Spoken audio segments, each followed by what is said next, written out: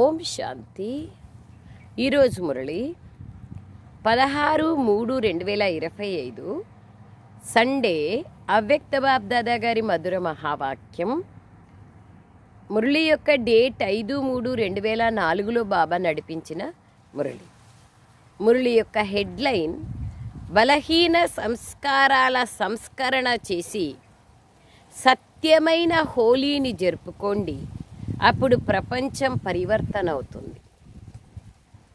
బలహీన సంస్కారాలను దహనం చేయటమే కొత్త ప్రపంచ పరివర్తనకు ఆధారం. ఈరోజు బాబ్దాదా తన నలువైపులా ఉన్న రాజకుమారులను చూస్తున్నారు. ఈ పరమాత్మ అనురాగం శ్రేష్ఠాత్మలకే ప్రాప్తించింది. పిల్లల ప్రతి ఒక్కరి 3 రాజ్య సింహాసనాలను చూస్తున్నారు. ఈ 3 సింహాసనాలు మొత్తం కల్పంలో ఈ సంగమ యుగంలోనే పిల్లలకు ప్రాప్తిస్తాయి. ఆ 3 సింహాసనాలు కనిపిస్తున్నాయి కదా. ఒకటి భృకుటి సింహాసనం, దానిపైన ఆత్మ మెరుస్తూ ఉంది. 2 పరమాత్మ హృదయం అనే సింహాసనం, హృదయ సింహాసన అధికారులు కదా. 3వది భవిష్య విశ్వ సింహాసనం. హృదయ సింహాసనాధికారులుగా అయినందువలన అందరికంటే భాగ్యవంతులుగా అయ్యారు. పరమాత్మ మనస్సు అనే ఈ సింహాసనం అదృష్టవంతులైన పిల్లలైన మీకే లభించింది.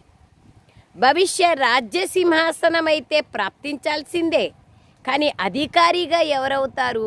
భవిష్య రాజ్య సింహాసనానికి అధికారిగా ఎవరవుతారు? ఎవరైతే ఈ సమయంలో స్వరాజ్యాధికారిగా అవుతారో వారే అధికారిగా అవుతారు. స్వరాజ్యం లేనట్లయితే విశ్వరాజ్యం కూడా ఉండదు. ఎందుకంటే ఈ సమయంలోని స్వరాజ్య అధికారం ద్వారానే విశ్వరాజ్యాధికారం ప్రాప్తిస్తుంది. విశ్వరాజ్యానికి చెందిన అన్ని సంస్కారాలు ఈ సమయంలో తయారవుతాయి. మరి ప్రతి ఒక్కరూ స్వయంని సదా స్వరాజ్యాధికారులుగా అనుభవం చేస్తున్నారా? ఏమడుగుతున్నారు బాబా? కనుక ప్రతి ఒక్కరూ స్వయంని స్వరాజ్యాధికారులుగా అనుభవం చేస్తున్నారా? ఎంత పర్సెంటేజ్? పూర్తిగా కాలేదు, అయితే ఎంత పర్సెంటేజ్ ఉన్నాం? బాబా అదే ప్రశ్నిస్తున్నారు. భవిష్య రాజ్య గాయనం ఏదైతే ఉందో తెలుసు కదా. బాబా వాళ్ళు ఒకరోజు మురళీలో కూడా చెప్పినారు. అవ్యక్త మురళీలో 87 సంవత్సరంలో బాబా ఇదే చెప్పినారు. పిల్లలారా, మనస్సు బుద్ధి సంస్కారాలు ఈ జ్ఞానేంద్రియాలు మీ ఆధీనంలో ఉంటున్నాయా లేదా మీరు దాని ఆధీనంలో ఉన్నారా? దీన్ని ఒక్కరోజు మీ చార్ట్ చెక్ చేసుకుంటే చాలు. మీరు వాటి ఆధీనంలో లేకుండా వాటిని మీ ఆధీనంలో పెట్టుకున్నారంటే మీరు విశ్వరాజ్యాధికారాన్ని పొందినట్లే. ఒకవేళ మీరు అప్పుడప్పుడు మీ అధీనంలో ఉంటున్నాయి, అప్పుడప్పుడు వాటి అధీనంలో ఉంటున్నారు అంటే మీరు రాయల్ షావుకార్ ప్రజల్లో వస్తారు. ఒకవేళ వాటికి దాసీగా అవుతున్నారు, చెవులు, కండ్లు, నోరు వీటికి దాసీగా అవుతున్నారు అంటే అర్థం మీరు ప్రజల్లో వస్తారు అని బాబా క్లియర్ కట్గా బాబా చెప్తున్నారు. సో అట్లాగే బాబా ఇప్పుడు కూడా చెప్తున్నారు, పిల్లలారా, స్వరాజ్యాధికారియే విశ్వరాజ్యాధికారి పదవిని పొందగలరు. సో బాబా అంటున్నారు, స్వరాజ్యం లేనట్లయితే విశ్వరాజ్యం కూడా ఉండదు. ఎందుకంటే ఈ సమయంలోని స్వరాజ్య అధికారం ద్వారానే విశ్వరాజ్యం ప్రాప్తిస్తుంది. విశ్వరాజ్యానికి చెందిన అన్ని సంస్కారాలు ఈ సమయంలోనే తయారవుతాయి. భవిష్య విశ్వరాజ్యానికి చెందిన అన్ని సంస్కారాలు ఈ సమయంలోనే తయారవుతాయి. మరి ప్రతి ఒక్కరూ స్వయంని సదా స్వరాజ్య అధికారులుగా అనుభవం చేస్తున్నారా? భవిష్య రాజ్య గాయనం ఏదైతే ఉందో తెలుసు కదా. ఒకటే ధర్మం, ఒకటే రాజ్యం, లా అండ్ ఆర్డర్ని, సుఖశాంతులు సంపత్తులతో నిండుగా ఉన్న రాజ్యం ఎన్నిసార్లు ఈ స్వరాజ్యాన్ని మరియు విశ్వరాజ్యాన్ని పాలించారో గుర్తొస్తుందా? మన ప్రపంచంలో ఒకే ధర్మం, ఒకే రాజ్యం, లా అండ్ ఆర్డర్ ఉన్న, సుఖశాంతులు ఉన్న, చట్టము ఉంటుంది, వ్యవస్థ ఉంటుంది, రెండూ ఉంటాయి. సుఖశాంతులు ఉంటాయి, సంపత్తులు ఉంటాయి. అలాంటి రాజ్యాన్ని మీరు ఎన్నిసార్లు పరిపాలన చేశారు, ఎన్నిసార్లు పరిపాలన చేశారో గుర్తుందా?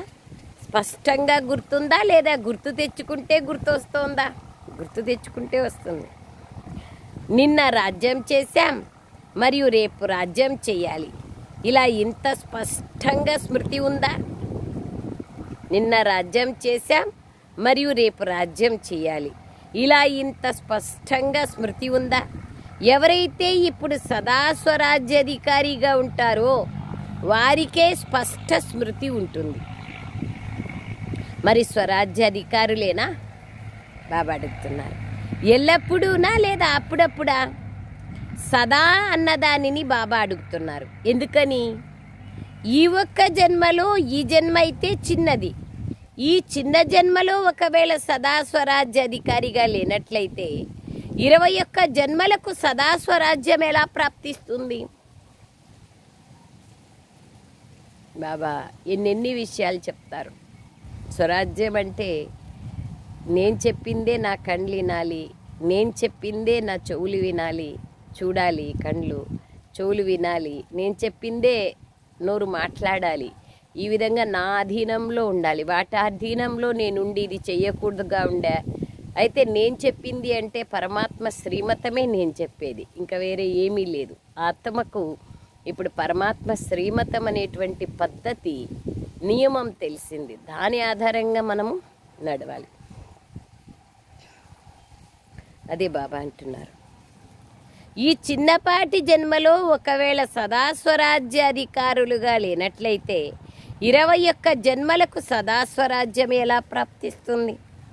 21 జన్మలు రాజ్యాధికారిగా అవ్వాలనా లేదా అప్పుడప్పుడు అవ్వాలనా? మీకు ఏది ఇష్టము? ఎల్లప్పుడూ అవ్వాలనా, సదానా? తల ఊపండి.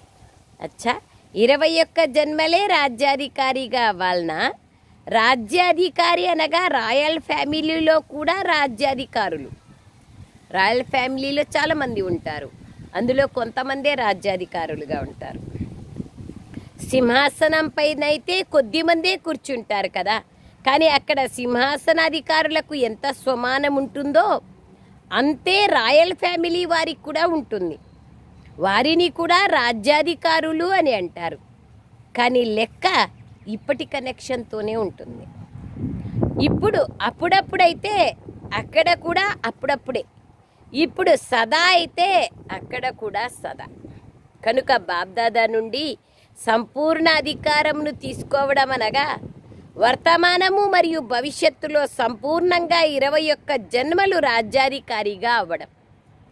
మరి డబల్ విదేశీయులు పూర్తి అధికారంను తీసుకునేవారేనా, లేక సగమా, లేదా కొద్దిగానా? ఏం తీసుకుంటారు? పూర్తి అధికారాన్ని తీసుకోవాలి కదా, పూర్తిగా. ఒక్క జన్మ కూడా తక్కువ కాకూడదు. మరి ఏం చేయాలి? బాబా అడుగుతున్నారు. బాబ్దాదా అయితే పిల్లలు ప్రతి ఒక్కరిని సంపూర్ణ అధికారులుగా తయారు చేస్తున్నారు. అయ్యారు కదా, పక్కా. అవుతామో అవ్వమో అనే ప్రశ్న ఉందా? లేదు కదా. అప్పుడప్పుడు వస్తుందా? తయారవ్వాల్సిందే. పక్కాయేనా? తయారవ్వాల్సిందే అనేవాళ్ళు చేతులు ఎత్తండి. బాబా చూడండి ఎట్లా పిల్లల్ని ఉద్దేశించి ఎంత క్లియర్గా మాట్లాడుతున్నారు. మేము తప్పకుండా అవ్వాల్సిందే, మేము ఖచ్చితంగా అవుతాము అనేవాళ్ళు చెప్పండి అంటున్నారు బాబా. ఎందుకంటే భవిష్య రాజ్య సింహాసనం ఇప్పటి స్వరాజ్య సింహాసనం పైననే ఆధారం కదా. అందుకనే బాబా అడుగుతున్నారు. తయారవ్వాల్సిందే, పక్కానా? తయారవ్వాల్సిందే అనేవాళ్ళు చేతులు ఎత్తండి. తయారవ్వాల్సిందే కదా. అచ్చా, వీళ్ళందరూ ఏ మాలలోని మణులుగా అవుతారు? 108 మాలలోని మణులుగా అవుతారా? ఇక్కడికి ఎంతమంది వచ్చారు? అందరూ 108 మాలలేకి వచ్చేస్తారా? ఇక్కడైతే 1800 మంది ఉన్నారు. అప్పుడు బాబా 2004లో చెప్తున్నారు 108 మాలను పెంచమంటారా? అచ్చా, 16,000 అయితే మంచిగా అనిపించదు. 16,000లోకి వెళ్తారా? వెళ్ళరు కదా. ఇది నిశ్చయము మరియు నిశ్చితము. అటువంటి అనుభవం ఉండాలి. మేము తయారవ్వకపోతే మరెవ్వరైతారు? ఆ నష ఉందా బాబా అడుగుతున్నారు. అంత నష ఉందా? మేం తయారు కాలేదంటే ఇంకెవరవుతారు అనే నష ఉందా?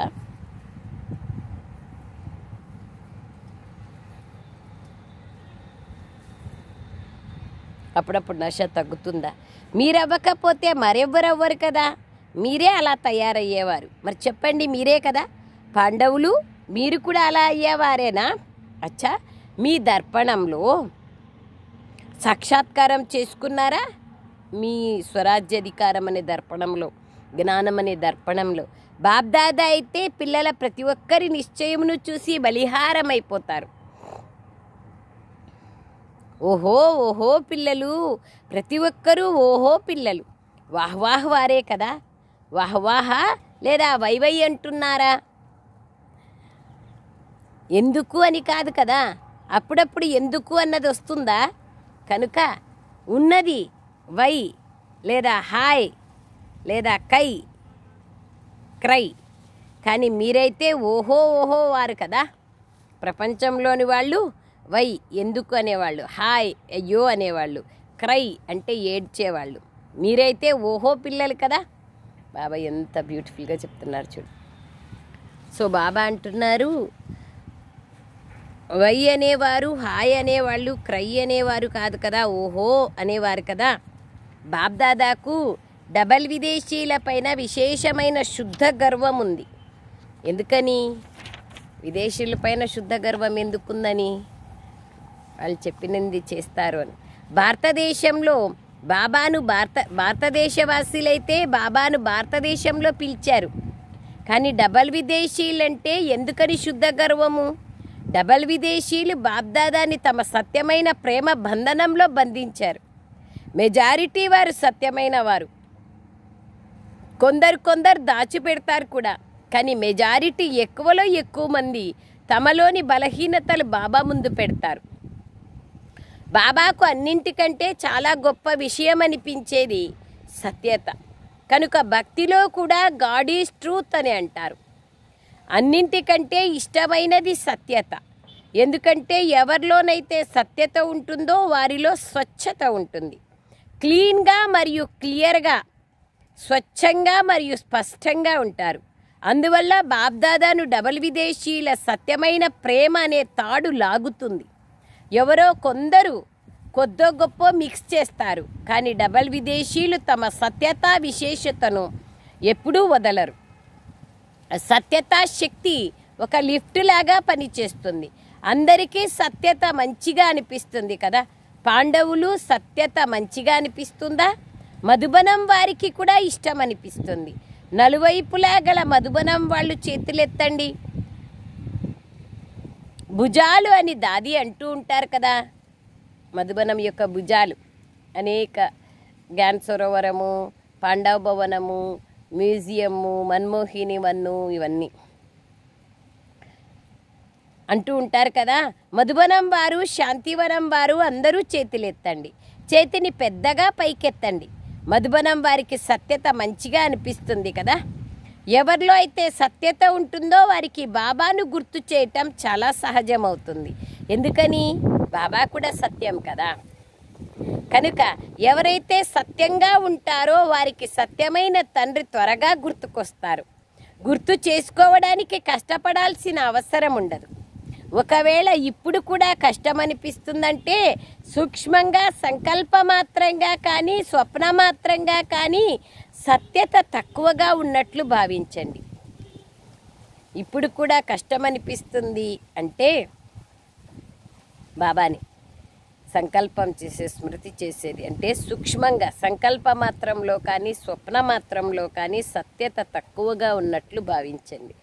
ఎక్కడ సత్యత ఉంటుందో అక్కడ బాబా అని సంకల్పం చేయగానే హుజూర్ హాజరైపోతారు. బాబ్దాదాకు సత్యత అంటే చాలా ఇష్టం. కనుక 21 జన్మలకు పూర్తి వారసత్వాన్ని తీసుకోవాలనుకుంటే ఇప్పుడు స్వరాజ్యాన్ని చెక్ చేసుకోండి అని బాబ్దాదా పిల్లలందరికీ సూచన ఇస్తున్నారు. ఇప్పటి స్వరాజ్యాధికారులుగా అవ్వడం ఎవరు ఎంతగా అవుతారో అంతే అధికారాన్ని ప్రాప్తి చేసుకుంటారు. కనుక చెక్ చేసుకోండి. ఒకటే రాజ్యం అనే గాయనం ఉంది కదా, ఒకటే రాజ్యం ఉంటుంది, రెండు ఉండవు. మరి వర్తమాన స్వరాజ్య స్థితిలో సదా ఒకటే రాజ్యం ఉందా? స్వరాజ్యం ఉందా లేదా అప్పుడప్పుడు పరరాజ్యంగా కూడా అయిపోతుందా? అప్పుడప్పుడు ఒకవేళ మాయారాజ్యం ఉన్నట్లయితే దాన్ని పరరాజ్యం అంటారు కదా, లేదా స్వరాజ్యం అంటారా? కనుక సదా ఒకటే రాజ్యం, పరాధీనులుగా అయితే అయిపోరు కదా. ఒక్కోసారి మాయకు అధీనంగా, మరోసారి స్వయంనకు అధీనులుగా, ఈ విధంగా లేరు కదా. సంపూర్ణ వారసత్వం ఇప్పుడు ప్రాప్తిస్తోంది అని దీని ద్వారా అర్థం చేసుకోండి. ప్రాప్తించలేదు, ప్రాప్తిస్తోంది. కనుక సదా ఒకటే రాజ్యం అన్నదాన్ని పరిశీలన చేసుకోండి. ఒకటే ధర్మం, ధర్మం అనగా ధారణ. మరి విశేష ధారణ ఏమిటి? పవిత్రత. కనుక ఒకటే ధర్మం ఉండడం అనగా సంకల్పాలు, స్వప్నంలో కూడా పవిత్రత ఉందా? సంకల్పంలో కూడా స్వప్నంలో కూడా ఒకవేళ అపవిత్రత నీడ ఉన్నట్లయితే దాన్ని ఏమంటారు? ఒకటే ధర్మమా? పవిత్రత సంపూర్ణంగా ఉన్నట్లా? కనుక చెక్ చేసుకోండి.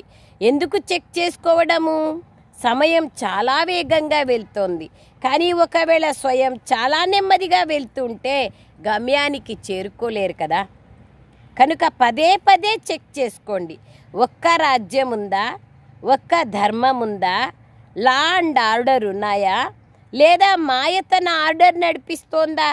పరమాత్మ పిల్లలు శ్రీమతం యొక్క లా అండ్ ఆర్డర్ పైన నడిచేవారు, మాయ యొక్క లా అండ్ ఆర్డర్ పైన కాదు.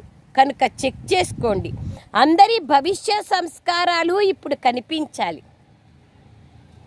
అందరి భవిష్య సంస్కారాలు ఇప్పుడు కనిపించాలి. ఎందుకంటే సంస్కారాలను ఇప్పుడే నింపుకోవాలి. అక్కడ నింపుకోవడం కాదు, ఇక్కడే నింపుకోవాలి. సుఖం ఉందా? శాంతి ఉందా? సంపన్నులుగా ఉన్నారా? సుఖం ఇప్పుడు సాధనాల ఆధారం పైన లేదు కదా. అతీంద్రియ సుఖం ఉందా? చూడండి బాబా ఎన్ని ప్రశ్నలు వేస్తున్నారు. ఈ ప్రశ్నలకి ఇంటర్నల్గా ఉత్తరం చెప్పాలి. సాధనాల ఆధారంగా సుఖం లేదు కదా. సంపన్నులుగా ఉన్నారా? సుఖం ఇప్పుడు సాధనాల ఆధారంపై లేదు కదా. అతీంద్రియ సుఖముందా? సాధనాలు ఇంద్రియాలకు ఆధారం. అతీంద్రియ సుఖము సాధనాల ఆధారం పైన ఉండదు. అఖండ శాంతి ఉందా? ఖండితమైతే అవ్వదు కదా. ఎందుకంటే సత్యుగ రాజ్యం యొక్క మహిమ ఏమిటి? అఖండమైన శాంతి సంపన్నత ఉందా? సంపత్తి వలన ఏమవుతుంది? సంపన్నత కలుగుతుంది. సంపత్తి వలన సంపన్నత ఉంటుంది. సర్వ సంపత్తులు ఉన్నాయా? బాబా యొక్క సంపత్తులు, అవినాశి సంపత్తులు సర్వము ఉన్నాయా? గుణాలు, శక్తులు, జ్ఞానము, ఇవి సంపత్తులు. దానికి గుర్తేమిటి? ఒకవేళ నేను సంపత్తిలో సంపన్నంగా ఉన్నానంటే అందుకు గుర్తు సంతుష్టత. సర్వప్రాప్తులకు ఆధారం సంతుష్టత. అసంతుష్టత అప్రాప్తికి సాధనం. కనుక చెక్ చేసుకోండి. ఒక్క విశేషత కూడా లోపంగా ఉండకూడదు. మరి ఇంతగా చెక్ చేసుకుంటున్నారా? బాబా చూడండి, ఒక్క గుణము కూడా తక్కువగా ఉండకూడదు. అంత స్వయంని పరిశీలన చేసుకుంటున్నారా? ఇది బాబా అడుగుతున్నారు. ఇంపార్టెంట్ కదా. స్వయంని పరిశీలన చేసుకుంటేనే, చెక్కింగ్ చేసుకుంటేనే ఏది నింపుకోవాలా అనేది అర్థమవుతుంది కదా. మొత్తం ప్రపంచమును మీరు ఇప్పటి మీ సంస్కారాల ద్వారా తయారు చేస్తారు. ఇప్పటి సంస్కారాల అనుసారంగా భవిష్య ప్రపంచం తయారవుతుంది. మరి మీరందరూ ఏమంటారు? మీరెవరు? బాబా ఎంత బాగా ప్రశ్నిస్తున్నారు. విశ్వ పరివర్తకులు కదా. విశ్వ పరివర్తకులేనా? కనుక విశ్వ పరివర్తకులు అన్నదానికి ముందు స్వపరివర్తకులు అన్నది ఉండాలి. కనుక ఈ అన్ని సంస్కారాలు మీలో ఉన్నాయా అనేది చెక్ చేసుకోండి. దీని వలన నేను 108 మాలలో ఉన్నానా, లేదా వెనక ముందు ఉన్నానా అనేది తెలుసుకోండి. ఈ చెకింగ్ అనేది ఒక దర్పణం, ఒక అద్దం వంటిది. ఈ దర్పణంలో మీ వర్తమానము భవిష్యత్తును చూసుకోండి. చూసుకోగలరా? ఇప్పుడైతే హోలీ పండుగను జరుపుకునేందుకు వచ్చారు కదా, హోలీని జరుపుకునేందుకు వచ్చారు, మంచిది. హోలీ అన్నదాని అర్థమును వర్ణన చేశాను కదా. మరి బాబ్దాదా ఈరోజు విశేషంగా డబల్ విదేశీలకు చెప్తున్నారు. మధుబనం వారు తోడుగా ఉన్నారు. ఇది చాలా బాగుంది. మధుబనం వారికి కూడా కలిపి చెప్తున్నాను. ఎవరొచ్చినా కానీ, బాంబే నుండి వచ్చినా, ఢిల్లీ నుండి వచ్చినా, ఈ సమయంలో అయితే మధుబన్ నివాసీలే కదా. డబల్ విదేశీయులు కూడా ఈ సమయంలో ఎక్కడి వారు? మధుబన్ నివాసీలే కదా. మధుబన్ నివాసీలుగా అవ్వడం మంచిది కదా. కనుక పిల్లలందరికీ ఇక్కడ ఎదురుగా కూర్చున్నా లేదా నలువైపులా తమ తమ స్థానాల్లో కూర్చొని ఉన్న వారికైనా వీరందరిలో బాబ్దాదా ఒక పరివర్తనను కోరుకుంటున్నారు. ఒకవేళ చేసే ధైర్యం ఉంటే బాబ్దాదా చెప్తారు. ధైర్యం ఉందా? ఉందా ధైర్యం? ధైర్యం ఉందా? చేయాల్సి ఉంటుంది. చేతులు ఎత్తాము సరిపోయింది అనుకోవడం కాదు.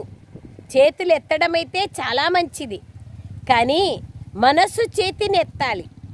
ఈరోజు కేవలం ఈ చేతిని ఎత్తడం కాదు, మనస్సు చేతిని ఎత్తాలి. డబల్ విదేశీయులు దగ్గరగా కూర్చున్నారు కదా, దగ్గరి వారికి మనసులోని విషయాలను వినిపించడం జరుగుతుంది.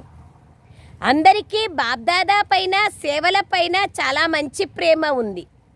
బాబా ప్రేమ లేకుండా కూడా ఉండలేరు కదా, మరి సేవ లేకుండా కూడా ఉండలేరు. మెజారిటీ వారి సర్టిఫికెట్ బాగుంది. బాబ్దాదా నలువైపులా చూస్తారు. కానీ అనేది వస్తోంది. ఏదో ఒక పాత సంస్కారం, దాన్ని కావాలనుకోవడం లేదు, కానీ ఆ పాత సంస్కారం పదే పదే ఇప్పటికీ ఆకర్షిస్తోంది అని చాలామంది నుండి ఇదే మాట వస్తోంది.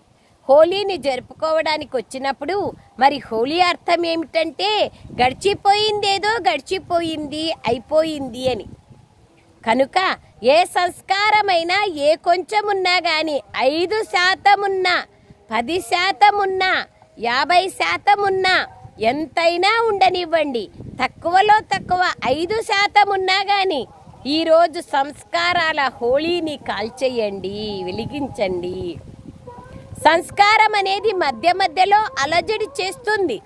సంస్కారం అనేది మధ్య మధ్యలో అలజడి చేస్తుంది. ఏదైనా పాత సంస్కారము ఎంత శాతం ఉన్నా కూడా అది అప్పుడప్పుడు అలజడి చేస్తూనే ఉంటుంది. అందుకే ఏ పాత సంస్కారాన్నైనా సరే ఈరోజు కాల్చేయండి అంటున్నారు.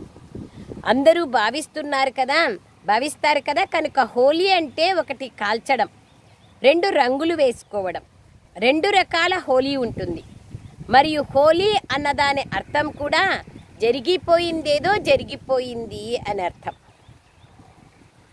కనుక అటువంటి సంస్కారం ఏదైనా ఉండినట్లయితే దాని మూలంగా ప్రపంచ పరివర్తన అవటం లేదో, లేదా ఆ బలహీన సంస్కారాన్ని కాల్చేయాలి, అనగా అంతిమ సంస్కారం చేసేసేయాలి. కాల్చేదాన్ని కూడా సంస్కారం అంటారు, దహన సంస్కారం.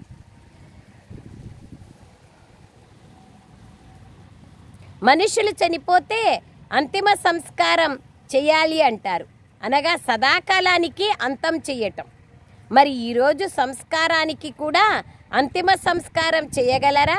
పాత సంస్కారాలకు సంస్కారం రావాలని నేను అనుకోవడం లేదు, అది వచ్చేసింది, ఏం చెయ్యాలి అని అంటారు. ఇలా అనుకుంటారు కదా. అచ్చా, పొరపాటున వస్తుంది. ఒకవేళ ఎవరికైనా ఇచ్చేసిన వస్తువు పొరపాటున మీ దగ్గరకు వస్తే ఏం చేస్తారు? జాగ్రత్తగా అల్మారాలో పెట్టుకుంటారా? కనుక పెట్టుకోరు కదా. కనుక ఒకవేళ వచ్చినా కానీ మనసులో పెట్టుకోకూడదు. ఎందుకంటే మనస్సులో బాబా కూర్చొని ఉన్నారు కదా. మరి బాబాతో పాటు ఒకవేళ ఆ సంస్కారాన్ని కూడా మనసులో పెట్టుకుంటే మంచిగా అనిపిస్తుందా? మంచిగా అనిపించదు కదా. కనుక ఒకవేళ పొరపాటున వచ్చినా కానీ మనస్ఫూర్తిగా బాబా బాబా బాబా అని అనాలి, అంతే. సమాప్తమైపోతుంది, బిందువు పడిపోతుంది. అంతేగాని బాబా తీసేసుకో తీసేసుకో అనే స్వార్థంతో గుర్తు చేసుకున్నట్లయితే పెట్టుకునేదేమో మీ వద్ద, అనేదేమో బాబా తీసేసుకో తీసేసుకో అని. మరి ఎలా తీసుకుంటారు? మీరు పట్టుకొని తీసుకో అంటే మీ వస్తువు ఎలా తీసుకుంటారు? ముందుగా మీరు అది మీ వస్తువు కాదు అని భావించండి, అప్పుడు తీసుకుంటారు. ఇతరుల వస్తువునేమి తీసుకోరు కదా, మరి ఏం చేస్తారు? హోలీ జరుపుకుంటారా? హోలీ హోలీ అచ్చా, దృఢ సంకల్పం చేస్తున్నాం, హోలియా అయిపోయింది. ఎవరైతే భావిస్తున్నారో వారు చేతులు ఎత్తండి. మీరు క్షణక్షణము తీసేస్తూ ఉంటే అది బయటకు వచ్చేస్తుంది, లోపల ఉంచుకోకండి.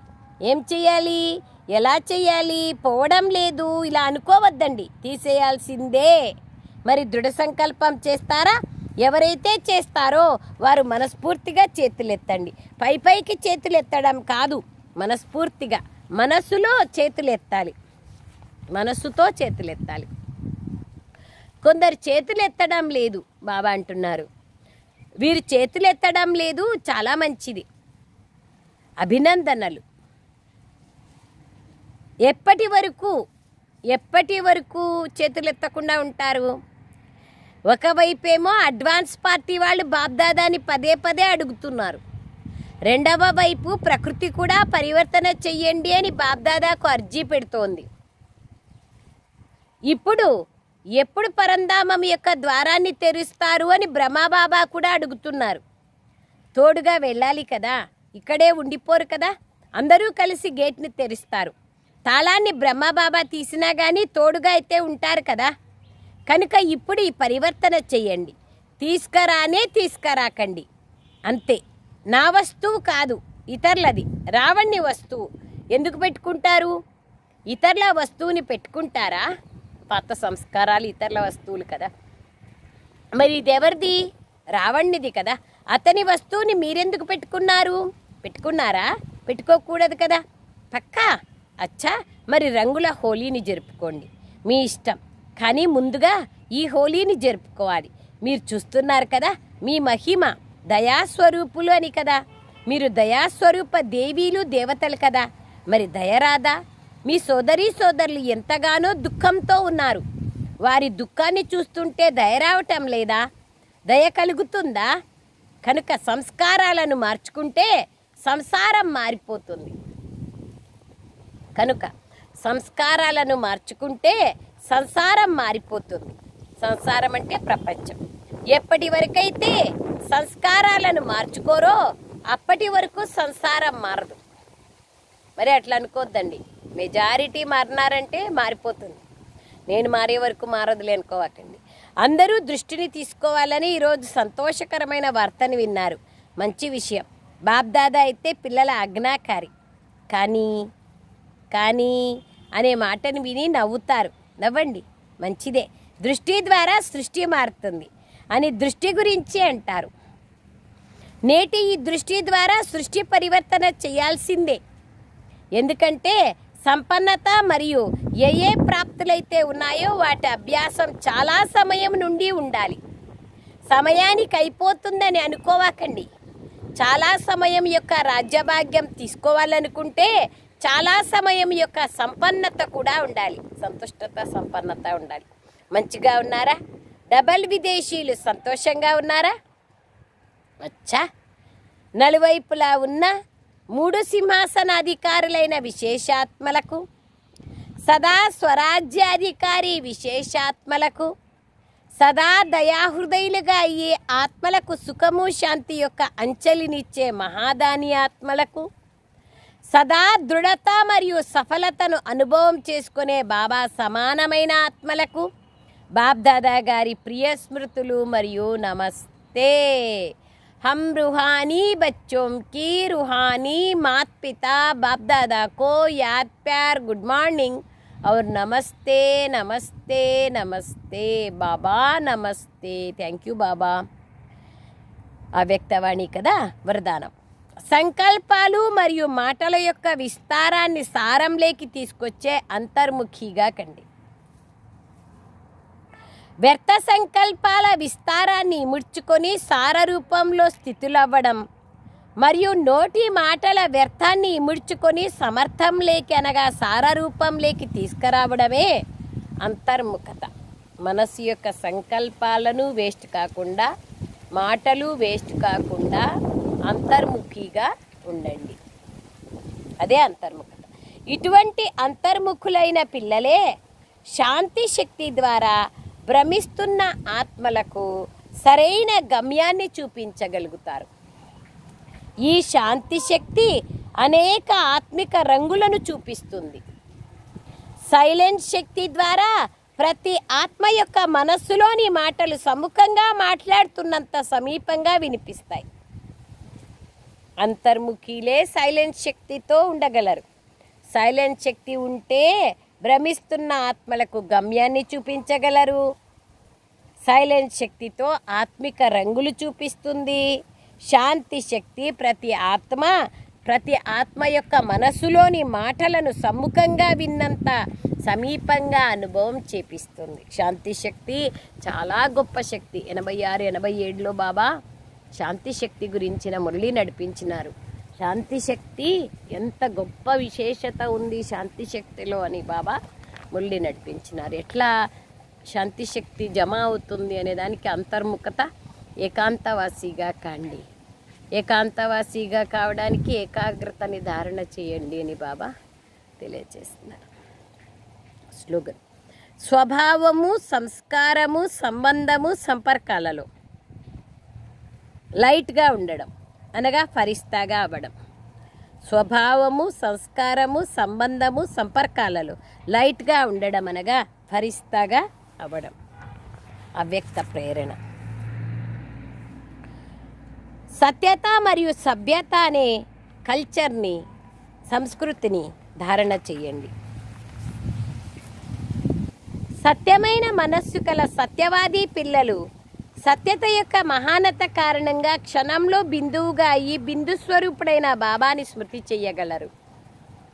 సత్యమైన మనస్సు కలవారు సత్యమైన సాహెబ్బైన భగవంతుణ్ణి సంతోషపరిచిన కారణంగా బాబా యొక్క విశేష ఆశీర్వాదాల ప్రాప్తి కారణంగా సమయ ప్రమాణంగా బుద్ధి యుక్తియుక్తంగా అయ్యి యథార్థ కార్యమును స్వతహాగా చేస్తారు.